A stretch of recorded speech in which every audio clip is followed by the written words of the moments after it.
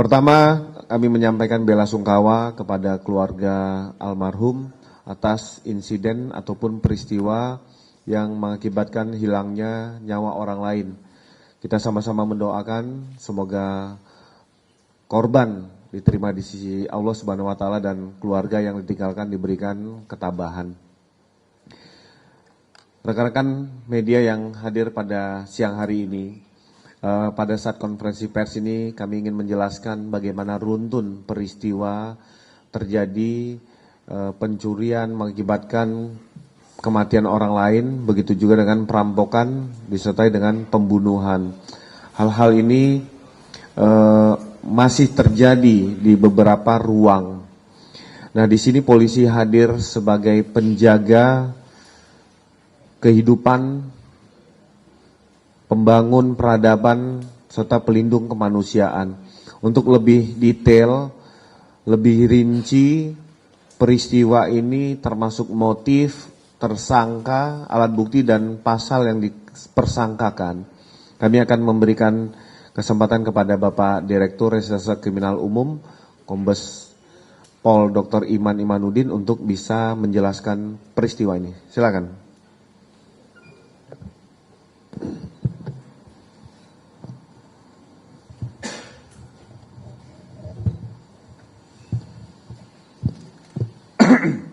Bismillahirrahmanirrahim. Assalamualaikum warahmatullahi wabarakatuh. Waalaikumsalam. Selamat siang dan salam sejahtera untuk kita semuanya. Rekan-rekan sekalian, terima kasih Pak Kabid Humas, mohon izin Pak Ketua.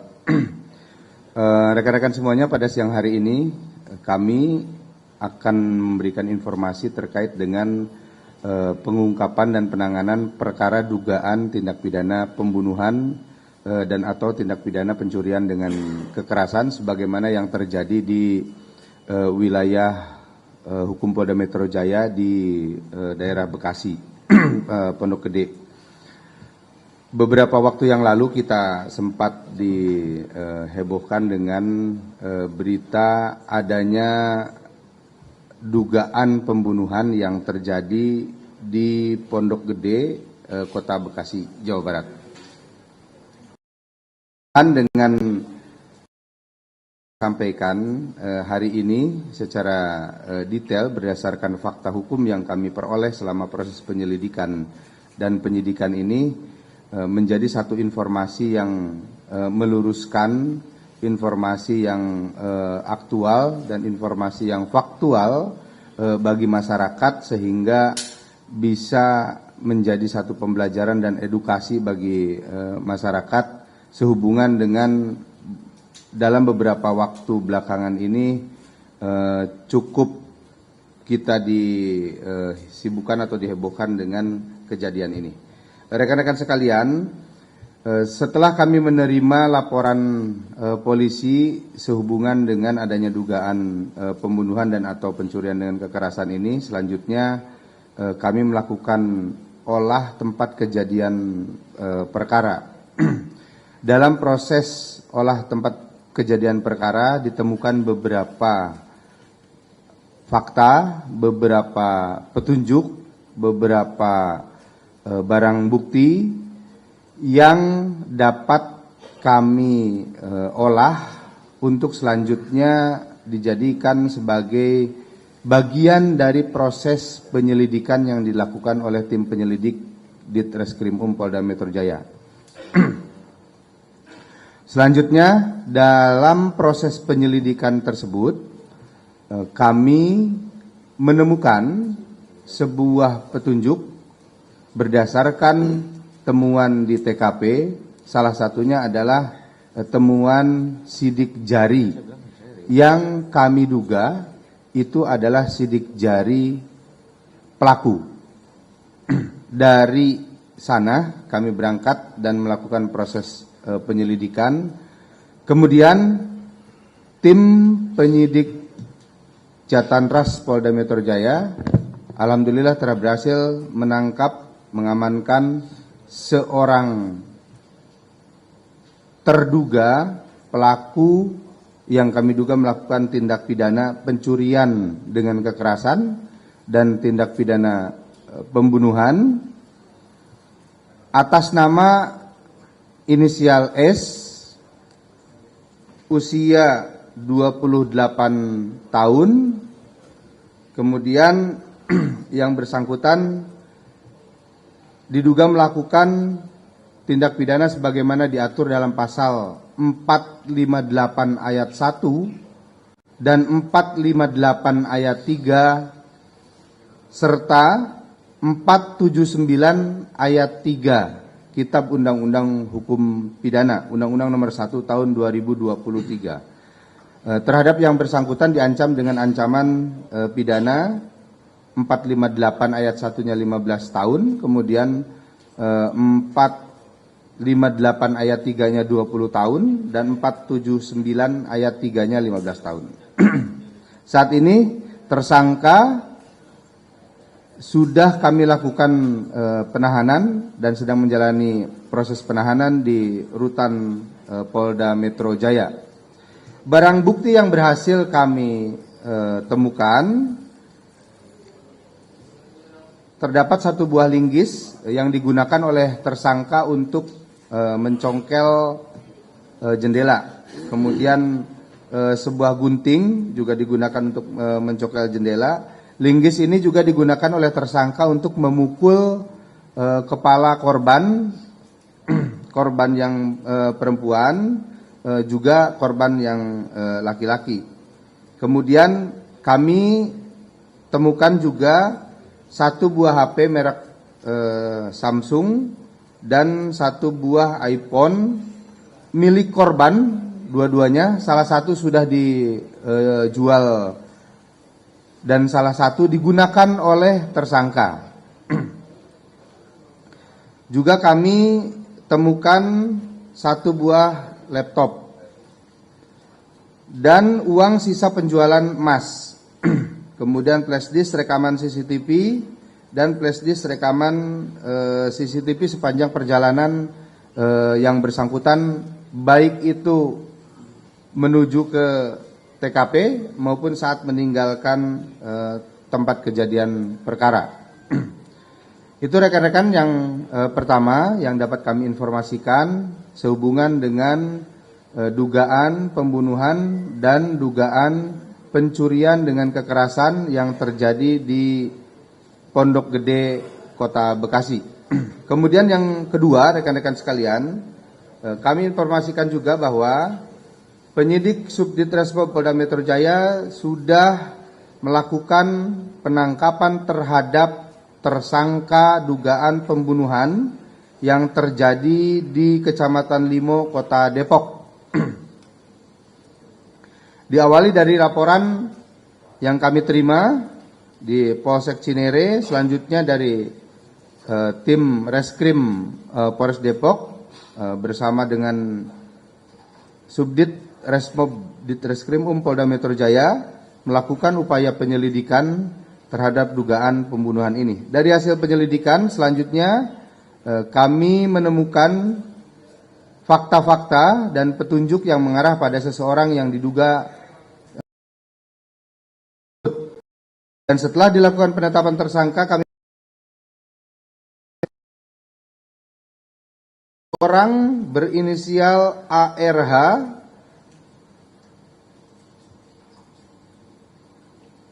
selanjutnya terhadap yang bersangkutan saat ini sudah dilakukan penahanan.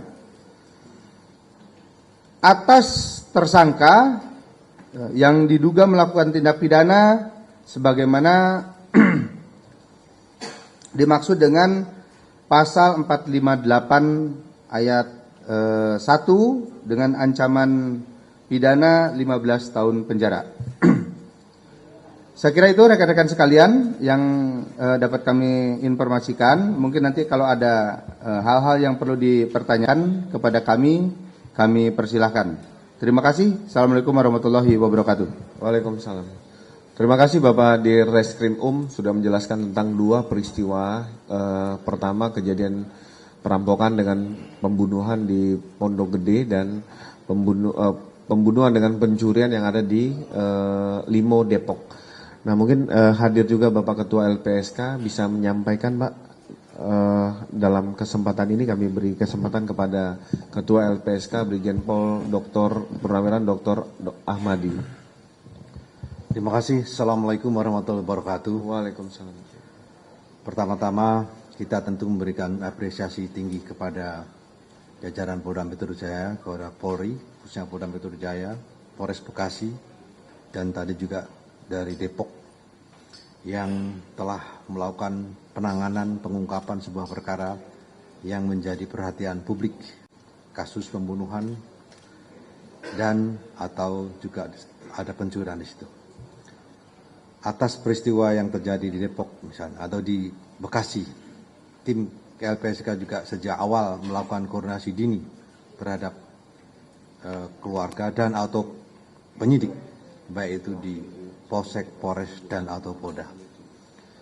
Kolaborasi ini menjadi hal yang sangat penting bagi kami di LPSK dan terima kasih juga koordinasinya sangat intens dilakukan dengan baik. Oleh karena itu sekali lagi kami memberikan apresiasi. Kita semua pantas dan layak memberikan apresiasi atas capaian ini. LPSK juga telah melakukan langkah-langkah berbagai hal. Yang pertama bahwa sejak awal kita sudah proaktif dan koordinasi. LPSK juga melakukan pendampingan kepada keluarga korban dalam proses pemeriksaan dan LPSK juga siap untuk memberikan perlindungan dan atau bantuan fasilitasi medis dan atau psikologis sesuai ketentuan yang berlaku. Dan prinsip LPSK siap untuk memberikan perlindungan saksi dan korban demi dan untuk mendukung proses peradilan pidana berdasarkan hak-hak saksi dan korban dan hak asasi manusia. Terima kasih. Assalamualaikum warahmatullahi wabarakatuh. Waalaikumsalam. Terima kasih Bapak Ketua LPSK tadi sudah menyampaikan.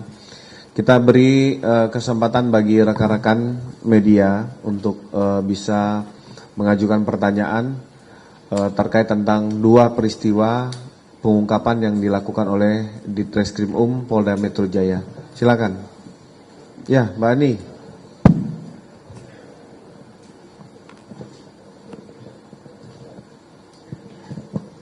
Selamat siang Pak Dir dan Bapak-Bapak sekalian. Saya Hani dari Kompas.com, izin bertanya.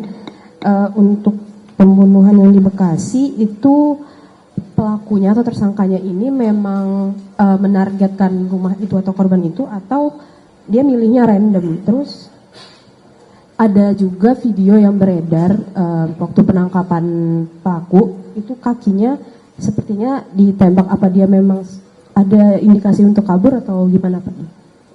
Sekian, terima kasih. Oke, terima kasih Mbak Ani. Ada lagi? Ya, silakan.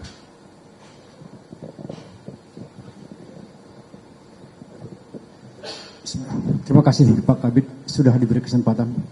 Saya dari Harian Pos Metro. Siapa namanya? Dahlan dari Harian Pos Metro. Oke. Terkait pembunuhan yang di Bekasi juga, saya memperjelas itu. Pelakunya kan udah ditangkap nih. Terus apa sebenarnya motif pembunuhan itu Pak? Tolong dijelaskan. Terima kasih Pak. Oke, terima kasih Pak Dahlan. Satu lagi? Oke. Wildan?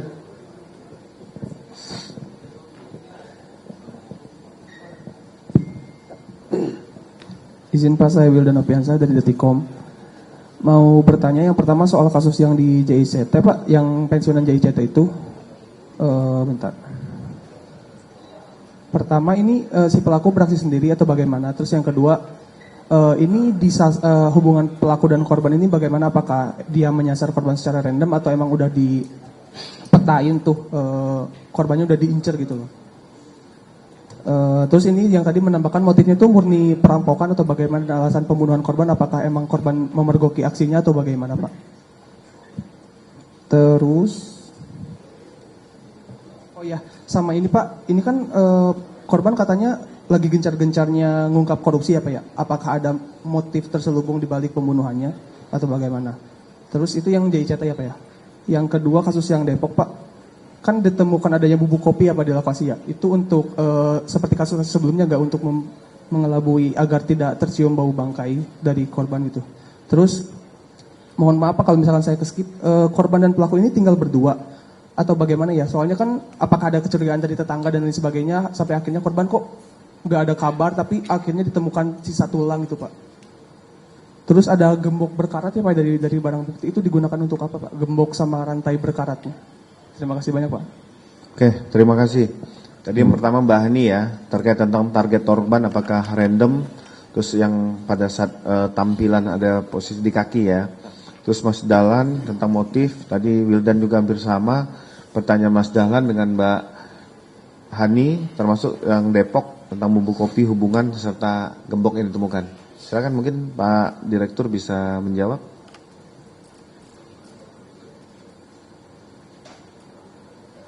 Baik, rekan-rekan sekalian, terima kasih atas beberapa pertanyaan yang disampaikan sehubungan dengan kejadian yang tadi sudah kami jelaskan. Yang pertama dulu yang Bekasi ya. Tadi dipertanyakan pelaku apakah menarget.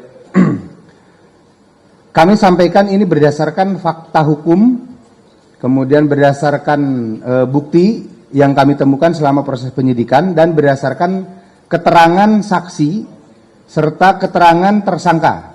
Jadi bukan selama ini kami saat ini alhamdulillah bisa luruskan, jangan sampai ada hal-hal yang informasi yang misinformasi atau informasi yang belok. Kami luruskan bahwa berdasarkan hasil penyidikan yang didukung oleh alat bukti, barang bukti, keterangan saksi selama proses penyidikan, bahwa pelaku tidak memiliki target spesifik. Saat itu pelaku melihat bahwa rumah tersebut adalah rumah yang paling besar, sehingga pelaku mengira di sana bisa memperoleh cukup banyak benda atau barang yang dicari oleh pelaku. Dan pelaku ini atau tersangka ini sudah melakukan kejahatan pencurian yang sama, yang mirip dengan kejadian di TKP terakhir, itu di beberapa tempat. Bahkan pernah juga tersangka ini pernah melakukan pencurian dan terketahui atau terpergok ya, kepergok sama korban, namun saat itu kabur atau melarikan diri si tersangka ini di tempat yang lain. Sebelum masuk ke lokasi juga tersangka ini sempat juga melakukan kegiatan atau mencari makan dan lain-lain karena ekonomi, karena memang sangat keterbatasan ekonomi. Dan kami sampaikan juga bahwa peralatan dalam hal ini linggis yang digunakan oleh tersangka untuk memukul korban itu juga hasil pencurian di tempat yang lain dalam rangkaian beberapa hari perjalanan pencurian yang dilakukan oleh tersangka. Jadi korbannya ini random. Kami dapat simpulkan ini random dan tidak ada target spesifik. Kemudian nanti untuk tadi yang ditanyakan bahwa terlihat dilakukan tindakan tegas, nanti akan dijelaskan oleh Kasubdit Jatanras. Motif daripada tersangka murni motif ekonomi. Nah, kenapa tersangka memukul korban? Dari keterangan yang disampaikan oleh tersangka kepada penyidik, bahwa tersangka kaget. Jadi pada saat tersangka ini sedang melakukan pencurian di rumah korban, korban terbangun mendengar alarm akan melaksanakan sahur. Kemudian saat korban perempuan menyalakan listrik, dan saat itu juga bertemu dengan tersangka, dan tersangka spontan memukulkan linggis yang sebelumnya digunakan untuk mencongkel jendela tersebut, spontan digunakan untuk memukul korban perempuan. Saat memukul korban perempuan, karena pintu kamar terbuka, tersangka melihat korban yang laki-laki dalam keadaan duduk. Karena panik, selanjutnya serta-merta tersangka menyerang korban laki-laki yang baru terbangun dan sedang duduk di atas tempat tidur. Dari proses penyidikan yang kami lakukan, baik itu analisis digital, baik itu pemeriksaan seluruh saksi yang sudah kami ambil keterangan selama proses penyelidikan dan penyidikan, saat ini kami tidak menemukan motif lain dari kejadian tersebut selain motif pencurian ataupun pembunuhan yang dilakukan dalam rangkaian pencurian oleh tersangka tersebut. Kemudian tadi ada pertanyaan apakah sendirian? Ya, kami memperoleh fakta hukum bahwa tersangka melakukan perbuatannya secara sendiri. Kemudian tadi dipertanyakan juga apakah ada kaitan dengan sebagaimana di media sosial sedang rame disampaikan sedang gencar mengungkap ada dugaan-dugaan penyalahgunaan dalam satu tempat kerja sebelum korban itu meninggal. Dari fakta-fakta yang diperoleh, kami tidak menemukan ke arah sana. Tapi memang murni tindak pidana pencurian dan tindak pidana pembunuhan yang mengikuti atau menyertai tindakan pencurian yang dilakukan oleh tersangka. Kemudian yang kedua, rekan-rekan sekalian, berkaitan dengan kejadian di Depok. Kopi yang ditemukan di TKP memang ditaburkan oleh tersangka untuk mengelabui atau untuk menutupi bau yang ditimbulkan akibat pembusukan mayat. Pengetahuan ini diperoleh oleh tersangka dari tersangka saat bergaul dengan rekannya di tempat pelelangan atau penjualan ikan. Kemudian bagaimana hubungan antara tersangka dengan korban? Korban dengan tersangka sudah melakukan perkawinan siri, dan saat kejadian itu korban dan tersangka sedang kondisi bertengkar, dan korban meminta untuk menceraikan dirinya dari tersangka. Namun tersangka tidak mau atau keberatan. Nah, sesaat sebelum kejadian pembunuhan tersebut, tersangka sempat meminta kewajiban suami istri kepada korban, namun ditolak sehingga tersangka meluap emosinya dan di luar kendali melakukan pembunuhan tersebut. Kemudian kenapa tidak ada kecurigaan? Karena selama beberapa waktu pasca pembunuhan itu terjadi, HP atau handphone milik korban dikuasai oleh tersangka, dan tersangka melakukan komunikasi dengan orang-orang yang ada kaitannya dengan korban ini seolah-olah dirinya sebagai korban, sehingga orang-orang terdekat dari korban tidak merasa curiga. Saya kira itu rekan-rekan sekalian yang dapat kami sampaikan untuk menambah keterangan dan menjelaskan apa yang tadi dipertanyakan oleh teman-teman media. Terima kasih. Ada tambahan mungkin dari Pak ini yang tadi masalah terlihat pincang.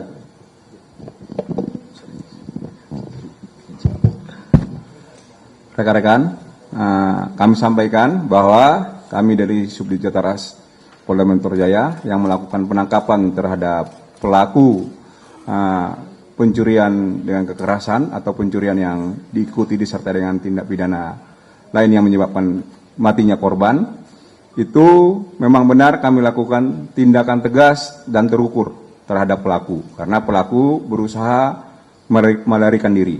Demikian. Oke, terjawab ya rekan-rekan. Tadi terkait tentang penampakan pada kaki, dan yang paling utama adalah dengan adanya konferensi pers ini kita bisa menjawab informasi, memberikan informasi, edukasi kepada masyarakat tentang fakta kejadian peristiwa yang sebenarnya. Jadi kalaupun ada persepsi, asumsi di publik, itu dengan adanya konferensi pers ini terjawab. Ya, terjawab rekan-rekan. Mungkin ada lagi yang mengajukan, silakan Mas. Mbak, saya Rama dari Kompas. Ingin menanyakan soal tadi motifnya kan tidak ada hubungannya. Tas. Tadi motifnya kan tidak ada hubungannya dengan dugaan publik mengenai adanya indikasi keterlibatan perusahaan, bekas perusahaannya terhadap korban begitu.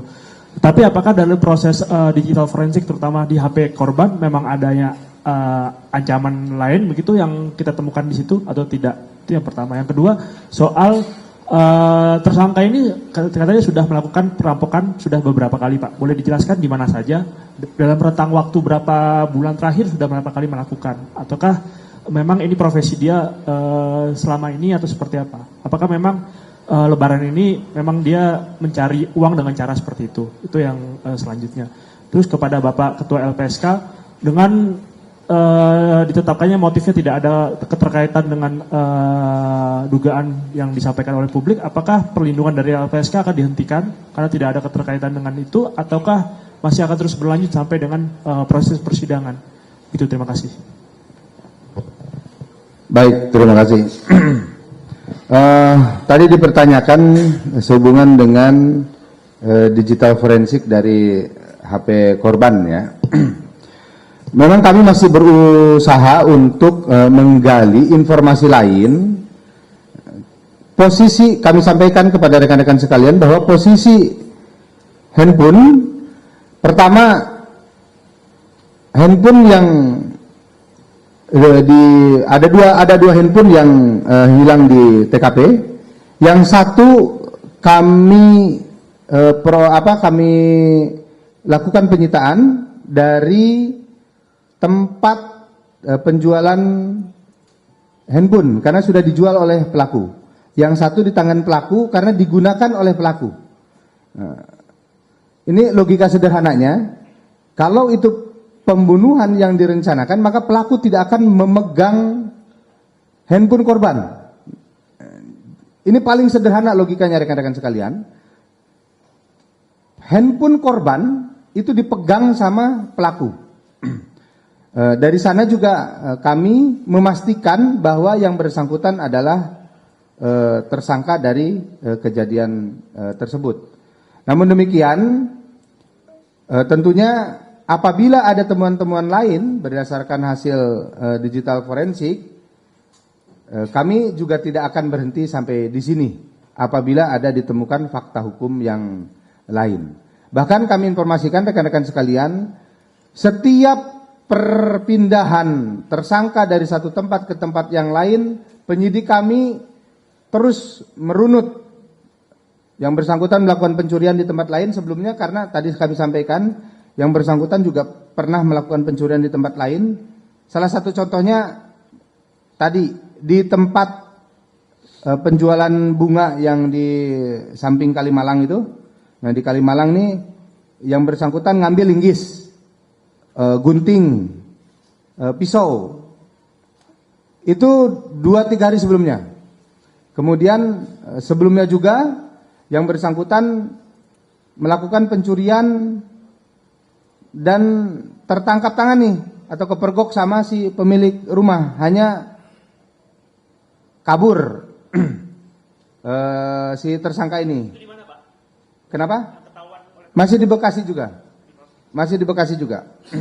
Nah, kemudian juga ada warung rokok kosong dicuri juga rokoknya untuk kebutuhan sehari-hari yang bersangkutan, sehari-hari tersangka. Jadi memang kalau melihat dari profil dan backgroundnya tersangka ini, kebutuhan ekonomi yang sangat mendesak itu yang mendorong tersangka untuk melakukan perbuatannya. Nah, kebetulan saat sedang dalam acaknya si tersangka ini mencari sasaran, melihat di sana ada rumah yang paling menonjol di antara rumah-rumah yang lainnya, sehingga disitulah tersangka tertarik untuk mendatangi rumah tersebut. Dan kami sudah mengkonfirmasi kepada semua yang disampaikan oleh tersangka. Misalkan melakukan pencurian di mana, korbannya kami temui. Kemudian pada saat sebelum kejadian, ada kejadian apa di dekat lokasi tersebut, kami temukan petunjuk dan alat bukti atau barang bukti yang mengarah kepada keterangan dari tersangka itu. Jadi kami bisa pertanggungjawabkan apa yang kami sampaikan ini adalah sesuai dengan fakta hukum yang kami peroleh selama proses penyidikan. Saya kira itu dari kami, mungkin nanti ada tambahan dari Pak Kepala LPSK. Mungkin ada pertanyaan yang lain sekalian, kita kalau ada sekalian, kalau ada ya saya jawab sekaligus. Yang kepada kami maksud saya. Ada pertanyaan untuk LPSK nggak selain tadi dari Mas Rama? Oke, kita jawab saja kalau begitu. Terima kasih. Pertanyaannya singkat, padat, jelas. Apakah LPSK akan memberikan pelindungan? Dengan pertimbangan tadi pertanyaannya adalah karena ini motif ekonomi kita. Peristiwa ini adalah peristiwa pembunuhan suatu tindak pidana yang berhubungan dengan nyawa. Tindak pidana ini juga berakibat pada keluarga, yang sekarang juga masih di rumah sakit. Anak-anak dan atau menantunya juga atau keluarga korban juga perlu diberikan perlindungan. Jadi LPSK tetap akan diberikan perlindungan dalam proses peradilan nanti, termasuk di proses peradilan, bantuan medis, psikologis pada para korban demi hak-hak saksi dan atau korban. Intinya itu. Dan kepada semua pihak, terutama masyarakat, kalau ada informasi apapun terkait dengan hal ini, mohon juga disampaikan kepada penyidik, Polda Metro, dan atau kepada LPSK untuk kepentingan pemberian pelindungan saksi dan korban, mendukung proses peradilan pidana, termasuk kasus-kasus lain, karena perlindungan itu memiliki makna penting dalam rangka mendukung proses peradilan pidana dan hak-hak saksi dan korban. Terima kasih.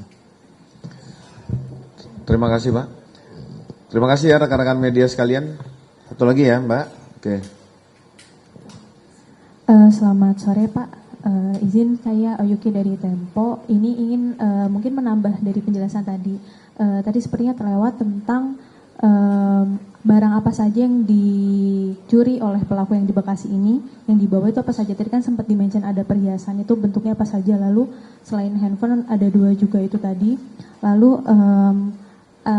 soal pemeriksaan forensik terhadap handphone para korban, ini berarti masih dilanjutkan ya Pak, untuk mengetahui data-data sebelumnya, termasuk kan yang beredar di media sosial.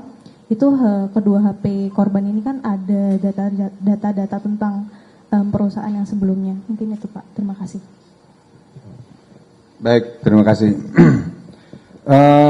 Kami sampaikan bahwa berdasarkan data dan fakta, bukan asumsi, ya. Jadi kalau di media sosial itu hanya berdasarkan asumsi saja, kami sampaikan berdasarkan data dan fakta yang kami peroleh selama proses penyidikan. Kami belum atau tidak menemukan sebagaimana yang diasumsikan di media sosial. Namun demikian, untuk lebih dapat terang benderang lagi, kami tetap akan melakukan pendalaman terhadap hal tersebut.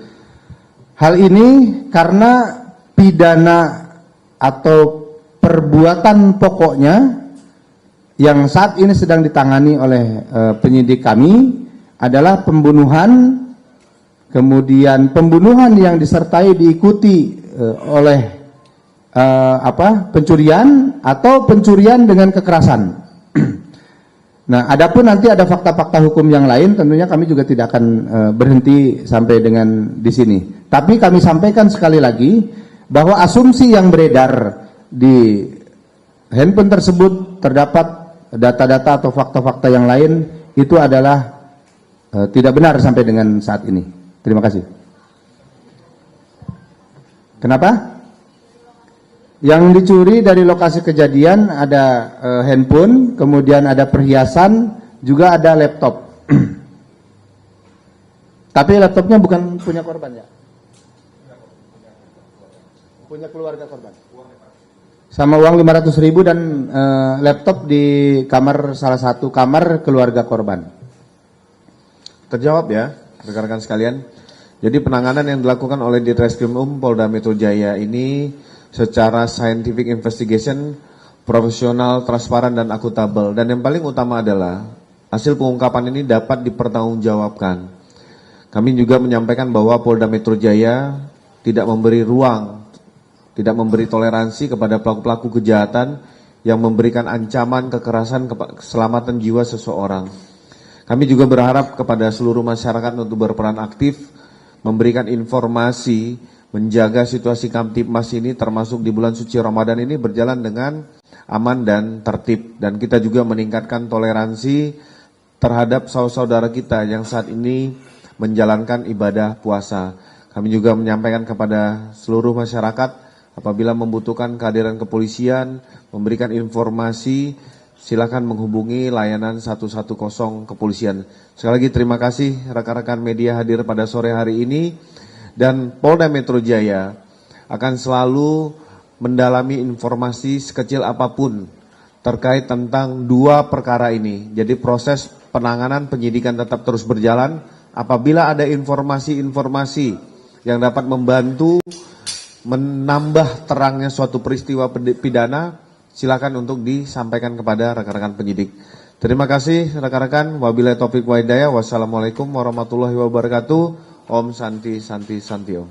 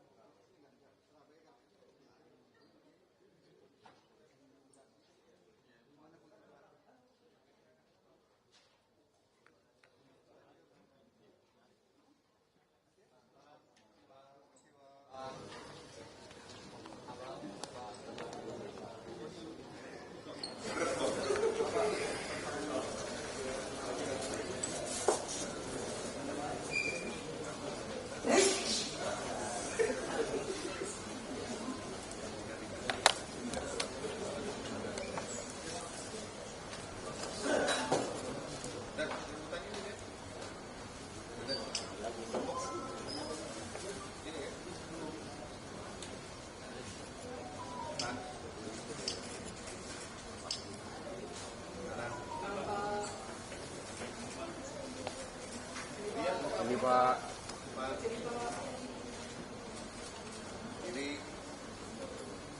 Oke, mantap. Lagi, Pak.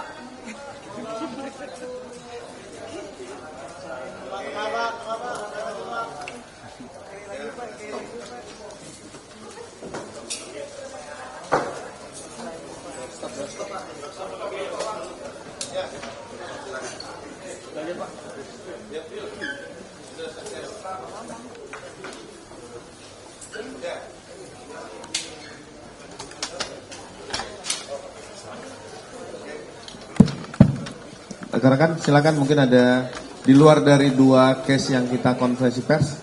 Yan? Bang, yang maju ah. Kan kemarin Polda Metro juga sudah menetapkan 2 orang tersangka yang kita diskusi di Kementerian Pertanian gitu. Terhadap 2 tersangka ini apakah sudah yang pertama. Kedua, ada informasi bahwa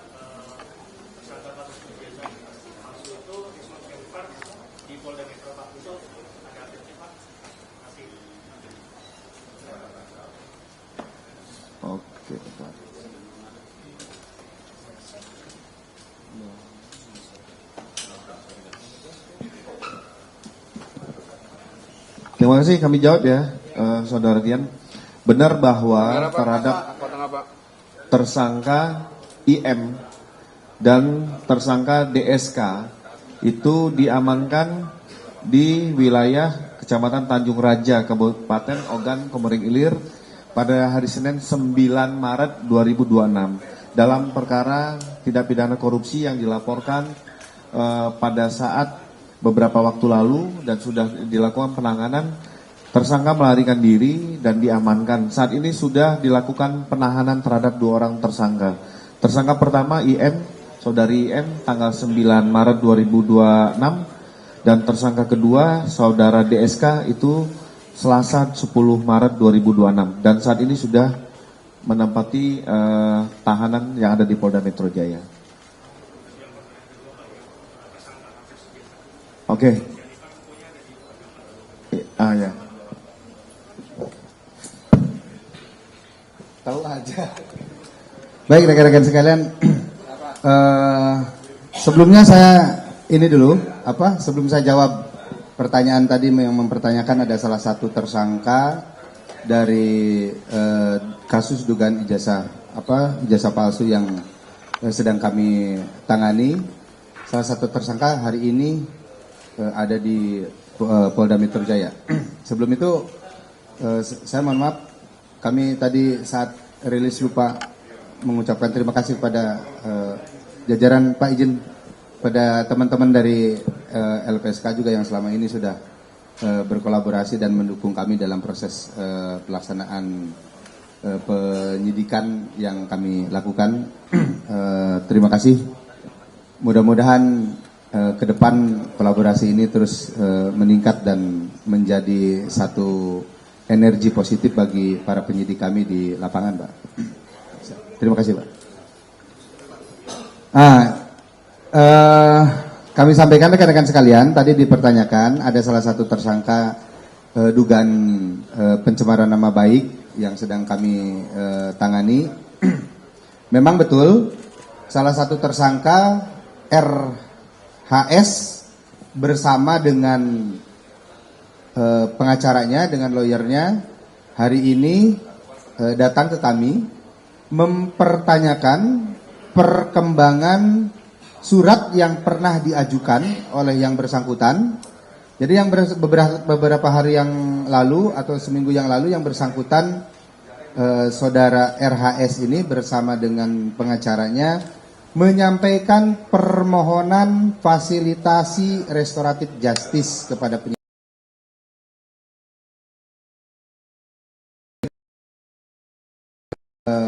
Sudah melakukan upaya dan sedang melakukan upaya untuk memfasilitasi permohonan yang disampaikan oleh tersangka RHS.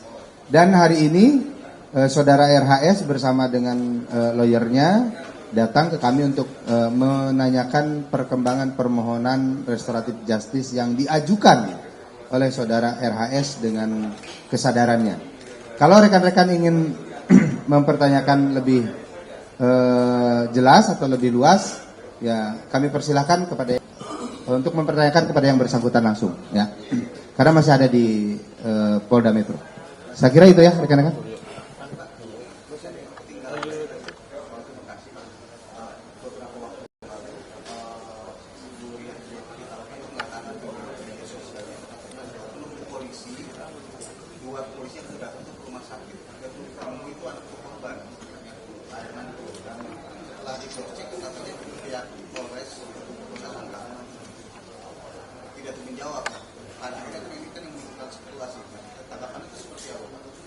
Oknum apa maksudnya? Kepolisian mengaku sebagai polisi datang untuk rumah sakit dan meminta korban. Katanya meminta sampel darah itu dan untuk istri beliau. Baik, rekan-rekan, kami luruskan. Memang kalau di media sosial ini berseliweran ini dugaan-dugaan yang tidak sesuai dengan faktanya ya. Jadi kami sampaikan prasangka yang disampaikan mungkin yang dibilang ada oknum dan lain-lain, itu memang sudah kami bahas juga dengan beliau-beliau dari LPSK yang memberikan perlindungan kepada para saksi ini, dan selama proses permintaan keterangan, kemudian proses kami mengambil petunjuk-petunjuk yang lain, termasuk yang tadi ditanyakan. Jadi petugas penyelidik kami yang melakukan pendalaman dan pencarian keterangan, karena memang kami juga harus berhati-hati menjaga kestabilan emosional dari keluarga korban saat kondisi keluarga korban sedang dalam keadaan berduka, sehingga kami pun sangat berhati-hati di dalam menggali keterangan dan informasi. Tentunya keterangan dan informasi yang kami cari itu adalah untuk mengungkap apa kejadian yang sebenarnya. Kemudian untuk mengungkap arahnya siapa pelaku atau tersangka yang melakukan perbuatan tersebut. Dan alhamdulillah memang dari kerjasama yang kami lakukan dengan berbagai stakeholder, kami lakukan kerjasama dengan LPSK, kami lakukan kerjasama dengan rumah sakit yang menangani, kami juga melakukan kerjasama dengan pengelola-pengelola CCTV yang ada di sepanjang jalur yang mengarah ke TKP, kemudian atau tempat-tempat umum lainnya yang itu ada dalam pengelolaan pihak-pihak tertentu. Alhamdulillah berkat komunikasi dan kerjasama yang baik, penyelidik dan penyidik, fakta-fakta, data-data yang dibutuhkan di dalam proses pengungkapan perkara ini bisa kami jadikan satu, kami konstruksikan pasalnya sehingga utuh, menunjuk pada satu perbuatan dan menunjuk pada satu tersangka. Nah, kami sampaikan bahwa apa yang tadi disampaikan oknum ini, saya informasikan dan saya luruskan bahwa itu adalah dalam proses penyelidikan dan penyidikan tim Direktorat Reserse Kriminal Polda Metro Jaya maupun dari jajaran baik Polsek maupun Polres. Jadi penggalian informasi ini dilakukan dalam berbagai tempat, berbagai orang, terhadap berbagai orang dan berbagai situasi. Saya kira itu ya. Terima kasih. Itu ya, terjawab ya Mas ya. Jadi semua langkah penyidik itu adalah atas dasar demi hukum. Ada lagi rekan-rekan?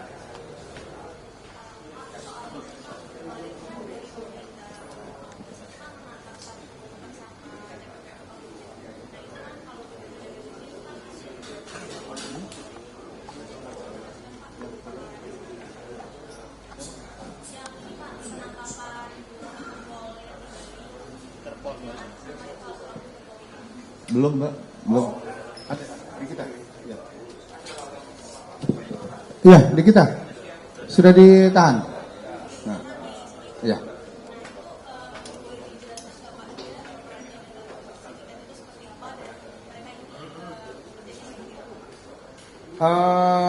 Itu kami tangani kasus scamming awalnya, ya kan, kemudian berkembang pada beberapa dugaan tindak pidana perdagangan orang, di mana para korban dieksploitasi untuk sebagai operator di satu tempat di luar negeri.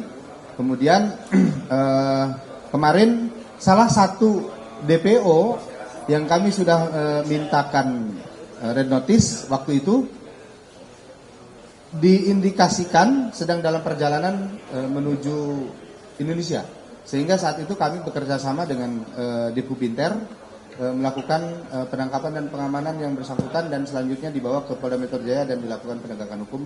Prosesnya saat ini sedang berproses di kami. Apalagi?